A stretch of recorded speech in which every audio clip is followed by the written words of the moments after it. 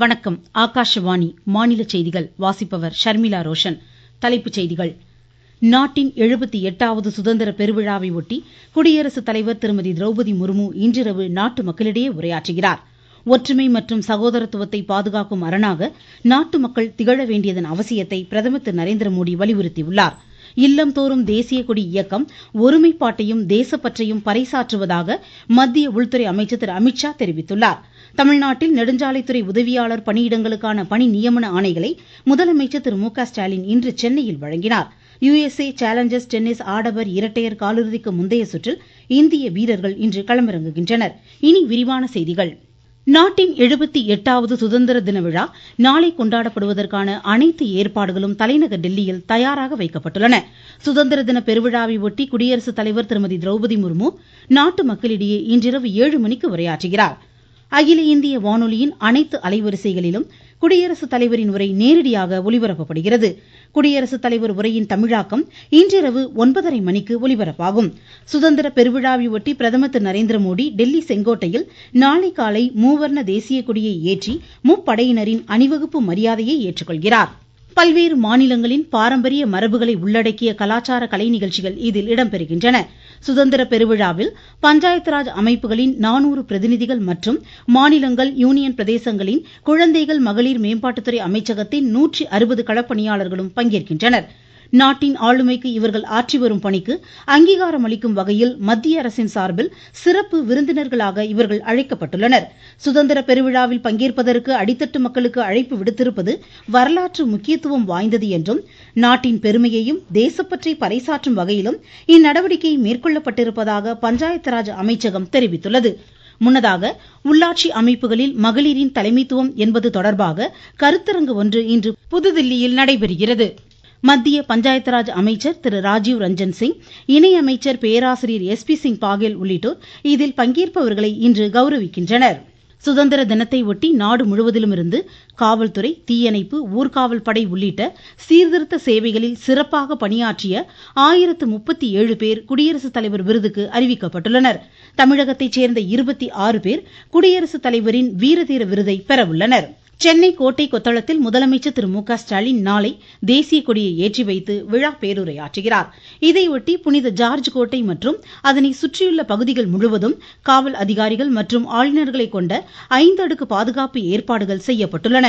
9000 காவல் அதிகாரிகள் மற்றும் ஆளுநர்கள் மூலம் சென்னையின் முக்கிய இடங்களில் பாதுகாப்பு ஏற்பாடுகள் பலப்படுத்தப்பட்டுள்ளன. தீவிர வாகன தணிக்கைகளும் மேற்கொள்ளப்பட்டு வருகிறது. தகைசால் தமிழர் விருது, டாக்டர் APJ அப்துல் கலாம் விருது, கல்பனா சாவ்லா விருது, முதலமைச்சரின் நல்ல ஆளுமை விருது, சிறந்த உள்ளாட்சி அமைப்புகளுக்கான முதலமைச்சர் விருது உள்ளிட்ட பல்வேறு விருதுகளையும் முதலமைச்சர் நாளை வழங்குகிறார். 75வது அமுத பெருவிழாவை ஒட்டி மத்திய மாநில அரசு அலுவலகங்கள் வண்ண விளக்குகளால் அலங்கரிக்கப்பட்டுள்ளன. நாகை மாவட்டம் நாகூர் தர்கா மினராக்கள் மூவர்ண மின் விளக்குகளால் அலங்கரிக்கப்பட்டுள்ளதாக எமது செய்தியாளர் தெரிவிக்கிறார். பாரம்பரியம் மிக்க பழமை வாய்ந்த நாகூர் தர்காவின் பெரிய மினாராவில் தேசிய கொடியின் மூவர்ண நிறத்தில் வண்ண வண்ண விளக்குகள் ஒளிரப்பட்டு தர்கா ஜொலிக்கிறது. இதனை பொதுமக்கள் ஆர்வமுடன் கண்டுகளித்து செல்கிறார்கள். பாரம்பரியம் மிக்க 400 ஆண்டுகளுக்கு முந்தைய மினாராவில் தேசிய கொடியினை பொருத்தியது போன்று மின் விளக்குகளினால் அலங்கரித்து காட்சியளிப்பது இரவில் செல்வோரை ஆர்வமுடன் செல்பி எடுத்து செல்லும் வகையில் கண்களுக்கு காட்சியளிக்கிறது. நாகை மாவட்டம் சுதந்திர தின விழாவினை மூவர்ண வண்ண விளக்குகளால் அலங்கரித்து கொண்டாடி மகிழ்கிறது. நாகையில் இருந்து செல்வன் ஜெபராஜ். செங்கல்பட்டு, சென்னை புறநகர் பகுதிகளான தாம்பரம் ரயில் நிலையம் உள்ளிட்ட ரயில் நிலையங்களுக்கு வரும் பயணிகளின் உடைமைகள் முழுமையாக பரிசோதிக்கப்படுகின்றன. ரயில் நிலையங்களில் நிறுத்தப்பட்டுள்ள இருசக்கர வாகனங்கள், ஆட்டோக்கள், 4 சக்கர வாகனங்களையும் போலீசார் தீவிரமாக சோதித்து வருகின்றனர். தேச பிரிவினை கொடுஞ்செயல்கள் தினம் இன்று கடைபிடிக்கப்படுகிறது. 1947ஆம் ஆண்டு இந்தியா பாகிஸ்தான் பிரிவினையின் போது மக்களுக்கு ஏற்பட்ட துன்பங்கள் மற்றும் தியாகங்களை நினைவு கூறும் வகையில் கடந்த 2021ஆம் ஆண்டு முதல் இத்தினம் கடைபிடிக்கப்படுகிறது.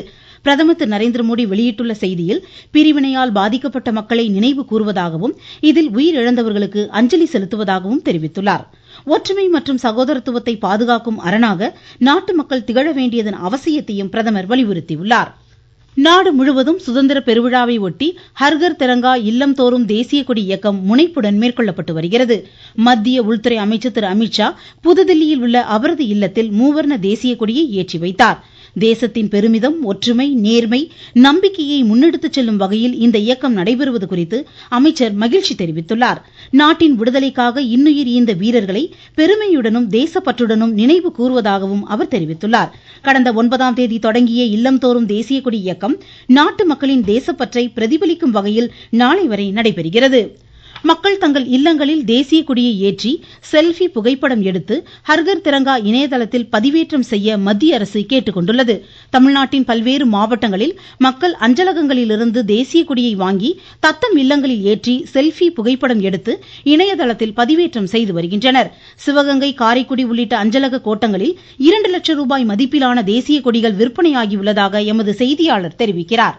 சிவகங்கை மாவட்டத்தில் நாளை நடைபெற உள்ள 78வது சுதந்திர தின விழாவினை முன்னிட்டு பொதுமக்கள் அனைவரும் மிகுந்த ஆர்வமுடன் தங்களை ஈடுபடுத்தி வருகின்றனர். வீடுகள், கடைகள், வரலாற்று சிறப்புமிக்க இடங்கள், அரசு அலுவலகங்கள் என அனைத்து இடங்களிலும் மின் விளக்குகளால் அலங்கரித்து தேசிய கொடியினை ஏற்றி வருகின்றனர். சிவகங்கை, காரைக்குடி உள்ளிட்ட அஞ்சலக கோட்டத்தில் சுமார் 2 லட்சம் ரூபாய் மதிப்பிலான தேசிய கொடிகள் விற்பனையாகி உள்ளது குறிப்பிடத்தக்கது. சிவகங்கையிலிருந்து முருகன். ஹர்கர் திரங்கா இல்லம்தோறும் தேசிய கொடி இயக்கத்தின் கீழ் மயிலாடுதுறை மாவட்டத்தில் அஞ்சல் துறை சார்பில் நடைபெற்ற விழிப்புணர்வு பேரணியில் பொதுமக்களுக்கு தேசிய கொடி வழங்கப்பட்டது.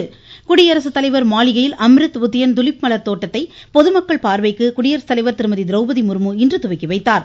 அடுத்த மாதம் 15ஆம் தேதி வரை மக்கள் இதனை பார்வையிட அனுமதி வழங்கப்பட்டுள்ளது.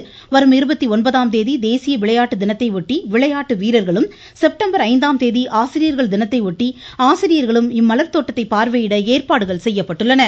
நீங்கள் கேட்டுக்கொண்டிருப்பது ஆகாஷவாணியின் மாநில செய்தி அறிக்கை. நேயர்களே, நாட்டின் சுதந்திர தினத்தை ஒட்டி இல்லந்தோறும் தேசிய கொடியேற்றும் இயக்கம் தற்போது நடைபெற்று வருகிறது. வரும் 15ஆம் தேதி வரை நடைபெறவுள்ள இந்த இயக்கத்தில் அனைவரும் பங்கேற்று தேசிய கொடியை ஏற்றி எடுத்துக்கொண்ட செல்ஃபி புகைப்படத்தை ஹர்கர் திரங்கா .com என்ற இணையதளத்தில் பதிவேற்றம் செய்வோம். தேசிய கொடியை ஏற்றுவோம், தேசத்தின் பெருமையை போற்றுவோம்.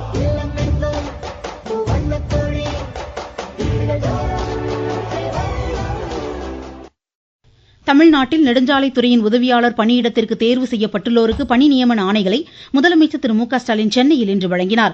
அதனைத் தொடர்ந்து திருச்சி துவாக்குடி அரசு கிளை அச்சகத்தில் கூடுதல் கட்டிடங்களை முதலமைச்சர் காணொலி மூலம் திறந்து வைத்தார். திருப்பத்தூர் மாவட்டத்தில் குற்ற செயல்களில் ஈடுபடுவோர் மீது பாரபட்சமின்றி குண்டர் தடுப்பு சட்டம் பாயும் என்று மாவட்ட காவல்துறை கண்காணிப்பாளராக இன்று பொறுப்பேற்ற ஸ்ரேயா குப்தா தெரிவித்துள்ளார். கோவை மாவட்ட காவல்துறை கண்காணிப்பாளராக பதவி ஏற்றுள்ள திரு கார்த்திகேயன் மாவட்டத்தின் சட்டம் ஒழுங்கை சீராக நிலைநாட்ட அனைத்து நடவடிக்கைகளும் மேற்கொள்ளப்படும் என்றார்.